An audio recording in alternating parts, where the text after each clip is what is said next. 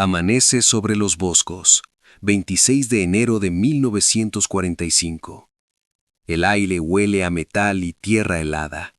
En una granja nevada a las afueras de Holzwihr, Francia, un solo soldado estadounidense se agazapa tras un arma que pesa más de lo que la mayoría de los hombres pueden cargar. Su aliento se filtra en breves nubes. Bajo él, a través de la niebla matutina, las fuerzas alemanas se concentran para el asalto. Cientos de infantería de la Wehrmacht, apoyadas por blindados y cañones autopropulsados.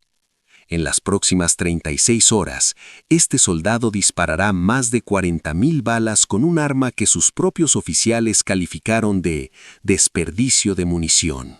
Matará o herirá a unos 300 soldados alemanes. Creará un campo de batalla tan devastador que las fuerzas enemigas se negarán a avanzar incluso bajo órdenes directas. ¿El arma? Una que el mando militar consideró seriamente prohibir por completo. ¿Qué podría un hombre manejar para lograr lo que un pelotón entero no pudo? ¿Qué arma podría convertir a un defensor solitario en un muro de fuego infranqueable? Pero para entender cómo un soldado se convirtió en un ejército de uno solo, debemos remontarnos a cuando todos, desde generales hasta soldados rasos, creían que su arma era una broma. La ametralladora Browning M2 calibre .50. Para 1945 se había convertido en el arma más controvertida del arsenal estadounidense, no porque no funcionara, sino porque funcionaba demasiado bien. La doctrina del ejército estadounidense durante la Segunda Guerra Mundial priorizaba el fuego de fusil disciplinado y preciso. El manual de campaña oficial era explícito. Las armas automáticas son herramientas de apoyo, no armas primarias de infantería. El fuego preciso gana batallas, no la dispersión. Los oficiales superiores consideraban el M2 un arma de apoyo montada en un vehículo, 280 kilos, demasiado denso, 450 a 600 disparos por minuto y demasiado impreciso para la infantería.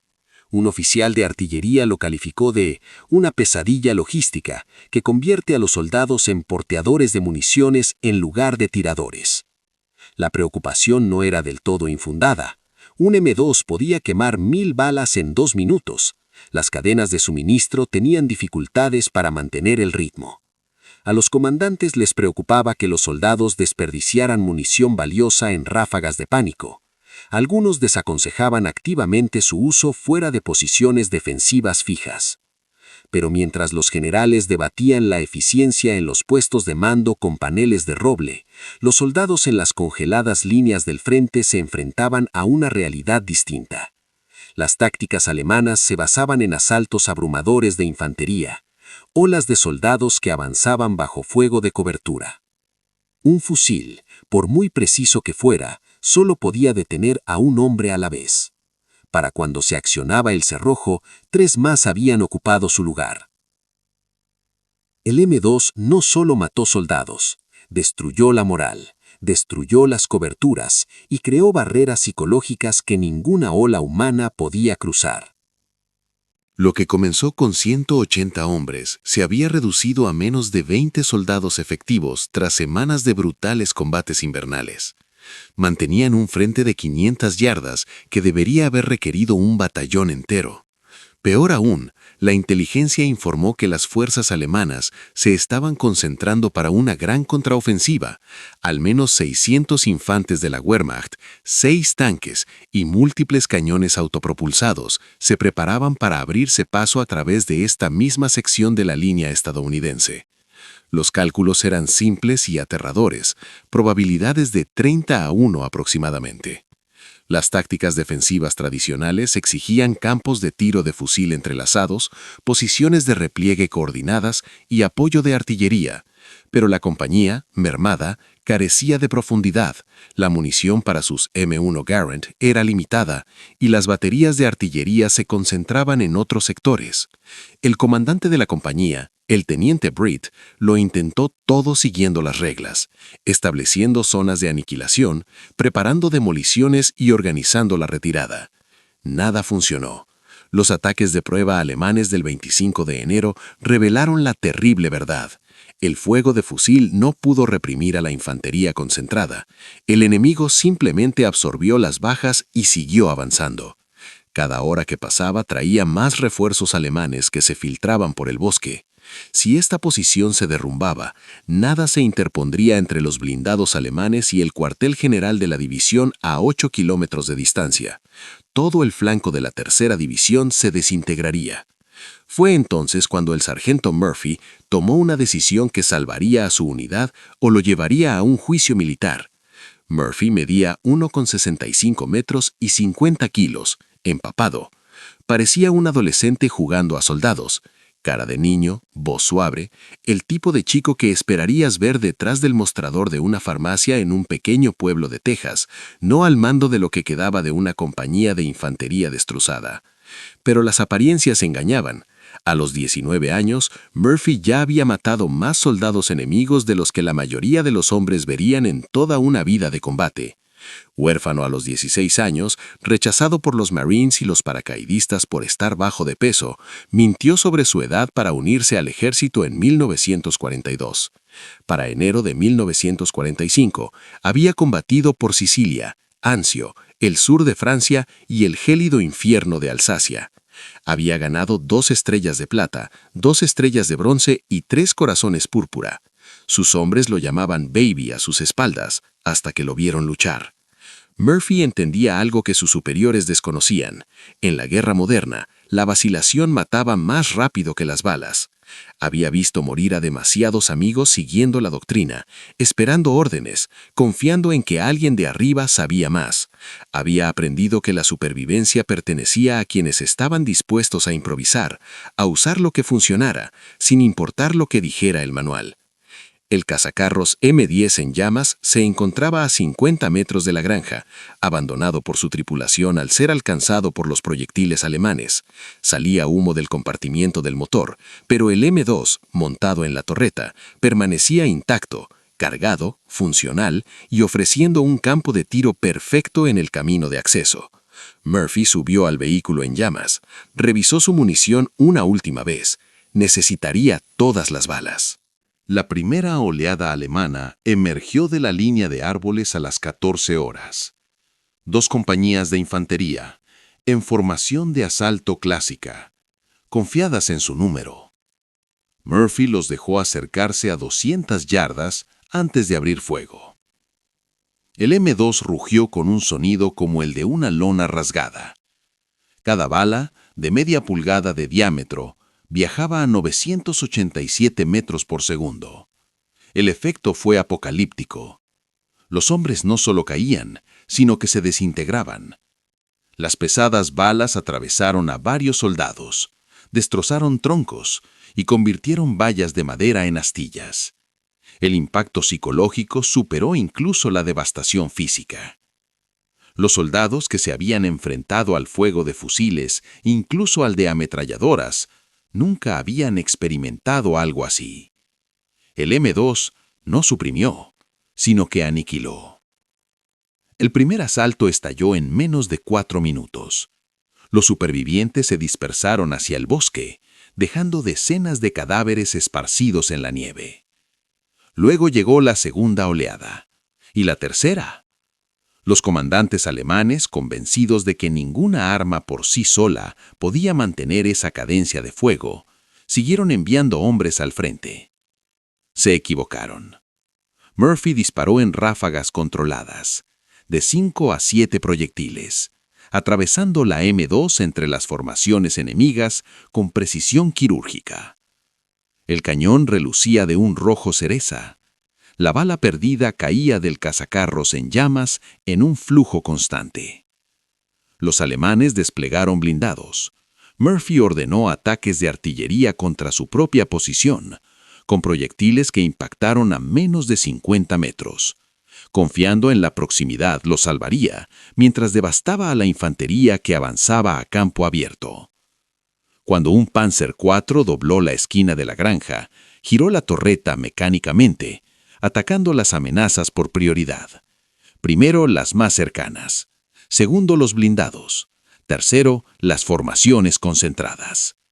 El M2 no se atascó en ningún momento, ni una sola vez. El diseño de Browning, descartado por los oficiales de compras como sobredimensionado, demostró su valía en el crisol. En un momento dado, un oficial llamó por radio pidiendo un informe de la situación. La respuesta de Murphy pasó a la historia. Me están dando muchos objetivos. Mientras los oficiales, a kilómetros de distancia, debatían sobre la conservación de municiones en un cálido cuartel general, un soldado reescribía las reglas a sangre y fuego. Al amanecer del 27 de enero, las unidades alemanas rechazaron las órdenes de asalto directo. Los oficiales subalternos informaron que sus hombres no avanzarían hacia la zona de muerte.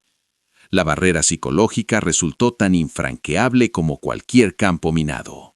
Cuando los refuerzos finalmente llegaron a la posición de Murphy el 27 de enero, se encontraron con una escena incomprensible. Los accesos a Holzwehr parecían un matadero. Los muertos alemanes yacían en hileras irregulares. Algunas estimaciones superaban las 300 bajas, aunque el recuento exacto seguía siendo controvertido, porque las fuerzas alemanas se habían llevado muchos cuerpos al amparo de la oscuridad. Balas de calibre 50 gastadas cubrían el suelo alrededor del cazacarros destruido, formando una alfombra brillante de 7 centímetros de espesor.